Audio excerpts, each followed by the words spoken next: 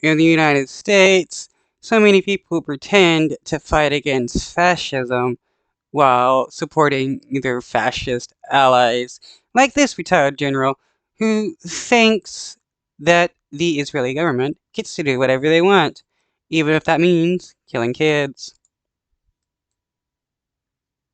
Let's bring in now, this is General Wesley Clark, a former NATO Supreme Allied Commander and CNN military analyst. General, good to have you. I just want to first start before I ask you a question.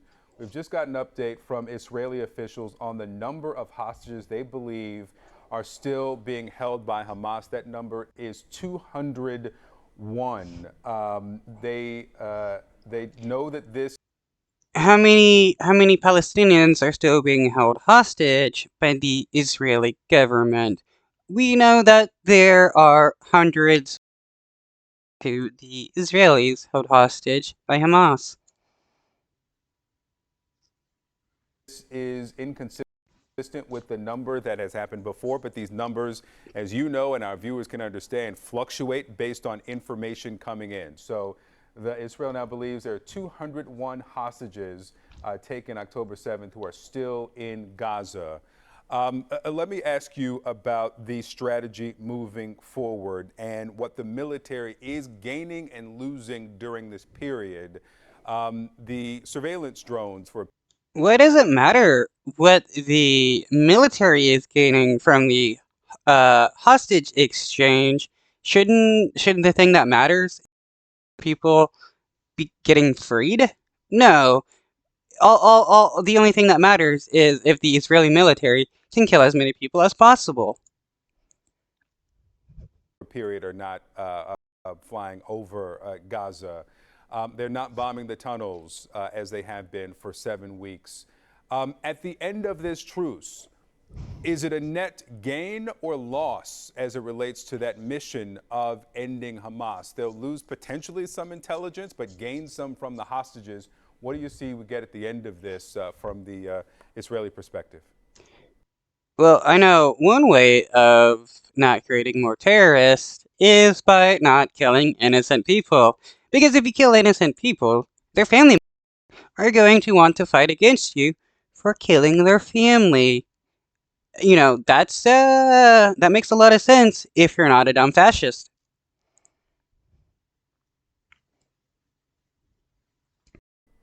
I think from the military perspective in Israel, it's a net loss. And military in Israel is going to look at this as first, Hamas has been dedicated to the destruction of Israel. They've proved they're willing to go very far along this. They are considered an existential threat. And if Israelis military Okay, what about the right-wing Israeli government who's dedicated to wiping out Palestinian people? These people are pretending that the Israeli government isn't committing a genocide at the moment. look to the north and they see Hezbollah and they ask themselves, if Hamas gets away with this and survives this, what will that say to Hezbollah? And what can Hezbollah do on the north to Israel if they decide to follow the same tactics? And so there's a lot riding on this. But the Israeli military has got to listen to political authorities. There's a lot of political pressure coming from Washington and also from the Israeli public. Get those hostages free, then we'll worry about what happens next. Yeah, there's also a lot of political pressure, telling the Israeli government that they shouldn't be killing kids. And what about their strikes on facilities? Why don't these people talk about the war crimes of the Israeli government? Hamas knows this. Hamas is playing it like a fiddle. They release hostages. They're prepared to squeeze if they don't get exactly what they want. They want more food. They want more fuel. They ultimately want global opinion and Israeli opinion to halt the Israeli military operations. Hamas then emerged. Yeah, I wouldn't be surprised if there's a number of Hamas people that want the Israeli government to stop genociding everybody as well. I mean, most people are against, being genocided. emerges victorious. They're a hero in the Islamic world, or at least in the Palestinian view. And No, Hamas aren't like heroes in all of the Arabic world just because they're fighting against Jewish people or Palestinians, because there's a lot of Palestinians and a lot of Arabs that are against Hamas, their attacks on innocent civilians, as well as Palestinians, Israelis, and Arabs that are against the Israeli government and their genocide against the Palestinians. this then gives them a major victory. Israel maybe gets its people back, maybe not all of them, and Israel shudders, the Israeli military shudders, thinking, what's going to happen next, especially if Iran gets a nuclear weapon. So if you think this truce is a net loss for the IDF, let me Why would the Israeli government be so worried about Iran getting a nuclear weapon when, one, Iran isn't looking for a weapon, and two, the Israeli government has like 10 times the amount of nukes Iran will ever have? ask you plainly, do you think the President Biden is wrong in his suggestion that this truce should be extended at the end of the 4 days? Well, I think President Biden is walking a narrow line. On the one hand, our military and the Israeli military know what needs to be done with Hamas, but it is ugly.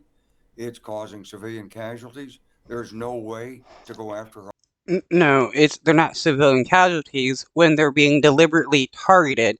These people keep acting like the Israeli government isn't doing anything and it's just Hamas when the Israeli government is committing a genocide.